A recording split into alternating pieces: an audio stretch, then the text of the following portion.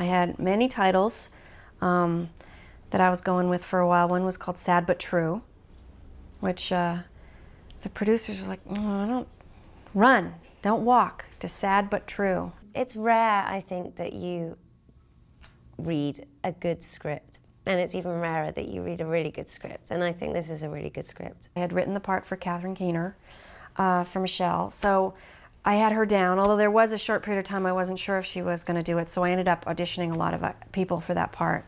And then she became available. Couldn't pass it up. It was so good. It was just so good and funny and pathetic. And and I also had the experience of working with Nicole on Walking and Talking, and it was one of the high points of my, career so far. So I really, we're friends. I couldn't wait. Emily was the hardest one for me to cast. I auditioned a lot of really great, very willing actors, very talented actors. I was looking for Emily, and whatever it is that Emily has, I waited until I met her. And then once I met her, I was a goner. I felt kind of drawn to the character. I mean, on an obvious level, I'm sometimes neurotic actress who has been unemployed on occasion and had, ample opportunity to look far too long in the mirror and analyze. These women are crazy and insecure and annoying and wonderful and all these things at the same time. But, your mother thinks you're lovely and amazing. And at least this mother thinks her daughters are. And even though she thinks that, she still, raised them in such a way that they adapted a lot of her insecurities and her problems. So it's like the mother can love so much and still pass these things down. It doesn't matter, but it's the love that's the most important. This character, I just always thought was a lot more layered than it seemed, in that it's the sense of humor that Nicole has just fits right on top with this character. Additionally, this movie has a scene that I've never even imagined. I don't know where Nicole came up with it, but this guy's placed in a position unlike a very unusual, shocking position. Brenda, I sent the script to her agent. She read it, she liked it, she wanted to meet me, she said okay. It was amazingly easy. I was thrilled and intimidated, but really happy that she said yes. And Jake Gyllenhaal just walked in the room and we all started kind of giggling, and we knew he must have the part if we're acting like imbeciles around him, which we all did. And he just, was so funny and sweet and incredibly earnest in the best way and very talented.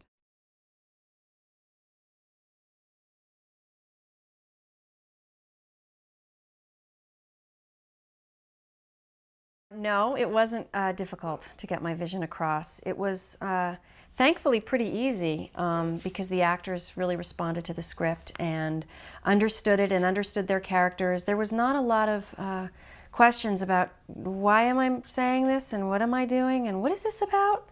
I think that we both came to this set like we didn't really have to worry about establishing anything. I got the DP, Harlan Basmajian.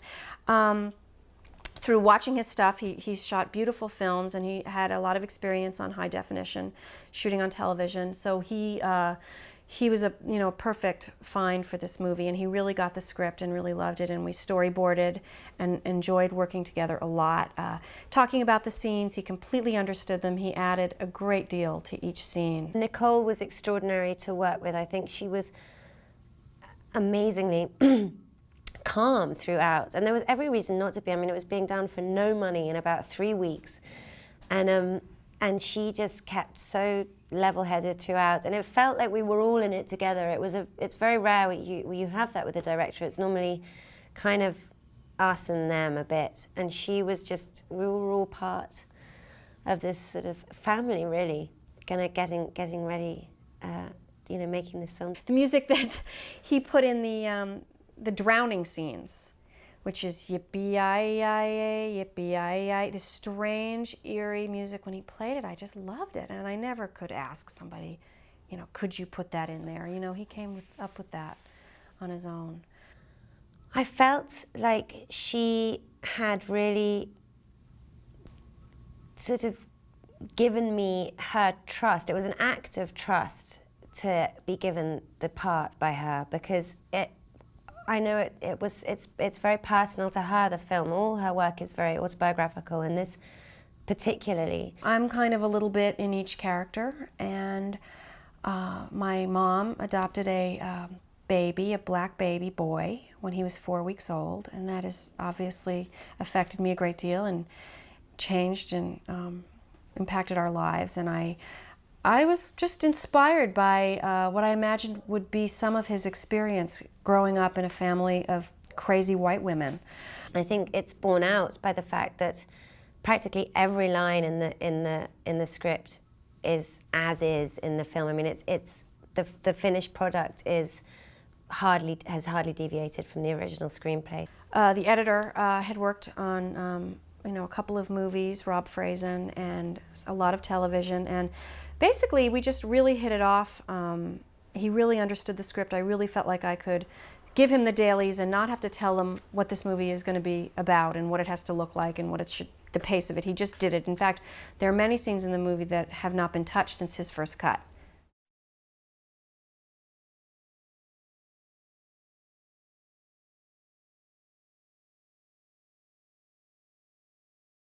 It was so fun. It's just nothing you would do, and of course I wouldn't. It's not my life, but it was a blast. And the bonus to the storyline was that it was Jake Gyllenhaal, so it was just. I think it was as good as it was going to be. He's just great, and it was a blast. Emily and I got to be friendly right away. We had to, really. I only had a couple of days of work on the movie, actually.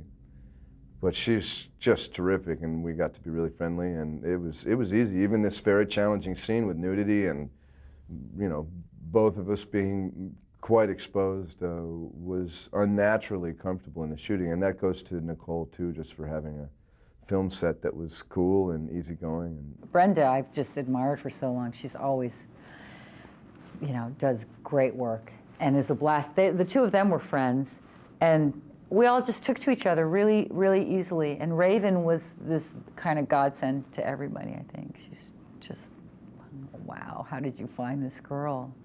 Working with a little girl has its challenges, even though she's incredibly talented. Her attention span would sometimes go, and she certainly liked her sugar, as do I. Everybody I know has a crush on Emily now from the movie, which I understand. She's just so lovely, and she's, she really is wonderful. And I didn't really know her before this, and Nicole called me and said she had a really hard time casting that part, and she called and said, "Oh, I met the most amazing person today, and her name's Emily Mortimer." And she's very lovable, and you see a lot of that in the film too. But when you know her in real life, I had a crush on Catherine, massive crush on Catherine. I felt like Catherine was like the girl in the upper sixth, I don't know whether you have those, the girl in the kind of top year at school who is just kind of really cool and really funny and good at everything, and who you just kind of want to be. So Catherine was definitely my crush in the movie.